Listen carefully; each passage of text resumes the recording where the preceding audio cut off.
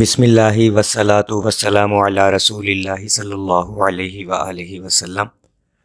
لاکھوں کروڑوں درود محمد اور آل محمد پر کہ جن کے صدقے اور وسیلے سے اللہ پاک نے ہم پر اپنی بے پناہ عنایات جاری رکھی ہوئی ہیں۔ معزز سامعین کرام، السلام علیکم۔ اس سے میری ملاقات داتا دربار کے احاطے میں ہوئی تھی۔ میں سلام کے بعد ایک قدرے خالی کونے میں بیٹھا تھا کہ ایک نوجوان اسے میرے قریب بٹھا کر بولا کہ یہاں بیٹھ جاؤ، میں کھانا لے کر تھوڑی دیر میں آتا ہوں۔ تو جب وہ نوجوان چلا گیا تو میں نے اس شخص سے یوں ہی پوچھ لیا کہ وہ کہاں سے آئے ہیں۔ تو وہ کہنے لگا کہ ہم دروغہ والا سے آئے ہیں، اور یہ میرا چھوٹا بیٹا تھا جو لنگر خانے کی طرف گیا ہے۔ میں ہر جمعرات داتا صاحب کے دربار پر حاضری دینے آتا ہوں۔ یہاں آ کر مجھے بڑا سکون ملتا ہے۔ جتنی دیر کسی دربار پر رہوں میرے جسم میں درد محسوس نہیں ہوتا، لیکن جیسے ہی میں دربار سے نکلوں گا میرے جسم میں ہلکا ہلکا درد پھر سے شروع ہو جائے گا۔ اگرچہ یہ درد قابل برداشت ہے، مگر پھر بھی درد تو درد ہوتا ہے۔ گھر والے بھی میری اس حالت سے اب تنگ ہیں، اور بچوں کے پاس اتنا وقت نہیں ہے کہ وہ مجھے درباروں اور خانقاہوں پر لیے پھرتے رہیں۔ یہ چھوٹا بیٹا میری بات مان لیتا ہے اور مجھے یہاں لے آتا ہے۔ تو میں نے اس سے پوچھا کہ یہ کیسا درد ہے جو ہر وقت آپ کے جسم کو بے چین رکھتا ہے، اور اگر کسی دربار پر رہنے سے آپ ٹھیک ہوتے ہیں تو پھر کسی دربار پر کیوں نہیں رہ لیتے؟ تو کہنے لگے کہ ایسا بھی کر کے دیکھا ہے، لیکن ان درباروں پر مستقل رہنا بھی آسان کہاں ہے۔ اول تو گداگر مافیا کے لوگ مجھ جیسے کسی شخص کو یہاں ایک رات بھی ٹکنے نہیں دیتے، اور پھر دوسرا پولیس بھی تنگ کرتی ہے۔ تو میرے لیے یہاں رہنا بہت مشکل ہے کہ ایک عمر عیش و آرام میں گزار کر ان جگہوں پر گزر بسر کرنا نہایت مشکل ہے۔ زیادہ دیر نیچے بیٹھنے یا سونے کی عادت بھی نہیں ہے۔ پھر گھر جیسا بھی ہو، وہاں کی سہولتیں درباروں یا خانقاہوں میں کہاں ملتی ہیں؟ اور پھر گھر والے بھی یہ نہیں چاہتے کہ میں درباروں پر رہوں۔ میرا ایک بیٹا محکمہ نہر میں SDO ہے، اور دوسرا پلاسٹک بنانے والی ایک چھوٹی سی فیکٹری کا مالک ہے۔ تو یہ سب لوگ مجھے کہیں اور رہنے نہیں دیتے۔ میں اس شخص کی ساری گفتگو سن رہا تھا، اور پھر میں نے پوچھا کہ اگر آپ ایک قدرے خوشحال گھرانے سے تعلق رکھتے ہیں تو اپنا علاج کیوں نہیں کراتے؟ تو اس نے میری بات سنی اور ایک لمبی ٹھنڈی آہ بھر کر بولا، علاج بھی بڑا کرایا ہے، مگر میرے نصیب میں یہ درد لکھا تھا، اور اب تو ایک مدت سے کسی ڈاکٹر حکیم کے پاس بھی جانا چھوڑ دیا ہے، اور بس اسی درد کے ساتھ زندگی بسر کرنی شروع کر دی ہے۔ البتہ ہر جمعرات کو داتا دربار پر آ جاتا ہوں، یہاں چند گھنٹے گزارتا ہوں، لنگر کھاتا ہوں، اور پھر مغرب کے بعد بچہ مجھے گھر لے جاتا ہے۔ یہاں آنے سے درد میں قدرے کمی آ جاتی ہے۔ تو میں نے کہا کہ اس درد کے بارے میں ڈاکٹر حضرات کیا کہتے ہیں؟ تو کہنے لگا، جناب بتایا نا، یہ نصیبوں کا درد ہے، اور اگر آپ باضد ہیں تو تفصیل سے بیان کر دیتا ہوں۔ اور اب وہ دھیرے دھیرے اپنی کہانی کھول رہا تھا۔ درمیان میں اس کا بیٹا دال روٹی لے آیا، تو اس نے دال روٹی بھی کھائی اور کہانی کو پھر سے شروع کر دیا۔ کہنے لگا، بات یہ ہے جی کہ میں موٹر سائیکلوں کا کام کرتا تھا۔ ایک بیوی، 3 بیٹوں اور ایک بیٹی کے ساتھ گزر بسر چل رہی تھی۔ انہی دنوں ایک عامل بابا سے دوستی ہو گئی۔ اس نے مجھے لوگوں کو جھانسا دینے کے کچھ ایسے گر سکھائے کہ میں محنت مزدوری چھوڑ کر عامل بن گیا۔ ان دنوں میرے عملیات نے میرا دماغ خراب کر دیا تھا، اور میں بھی اپنے آپ کو چھوٹا سا خدا سمجھنے لگا تھا۔ سادہ لو، معصوم لوگ جن میں کثیر تعداد خواتین کی ہوتی تھی آسانی سے میرا شکار بن جاتے تھے۔ میں نے شکر گڑھ کے قریب ایک مکان کرائے پر لے کر اپنا ڈیرا بنایا ہوا تھا۔ ہمارا تعلق سیالکوٹ سے ہے۔ میرے آباء و اجداد شروع سے سیالکوٹ میں رہتے تھے۔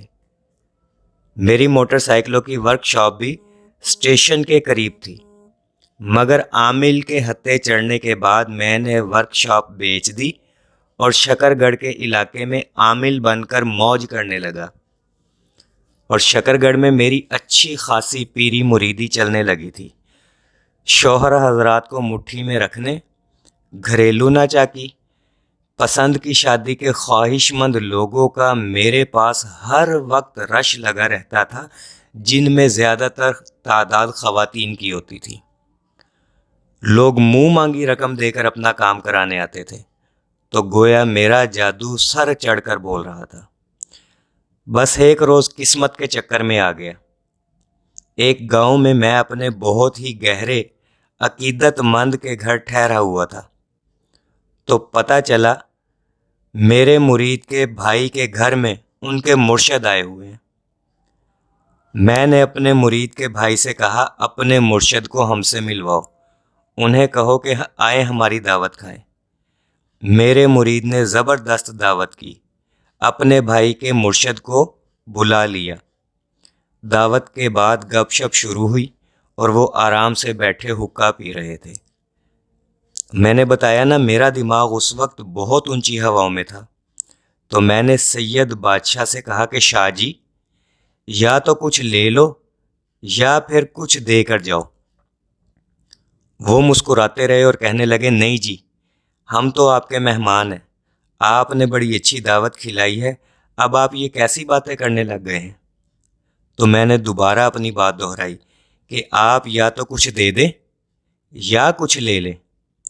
میں دوسرے معنوں میں ان کی فقیری کو للکار رہا تھا، مگر وہ خوبصورتی کے ساتھ ٹالتے رہے کہ ہم یہاں کچھ لینے دینے نہیں آئے۔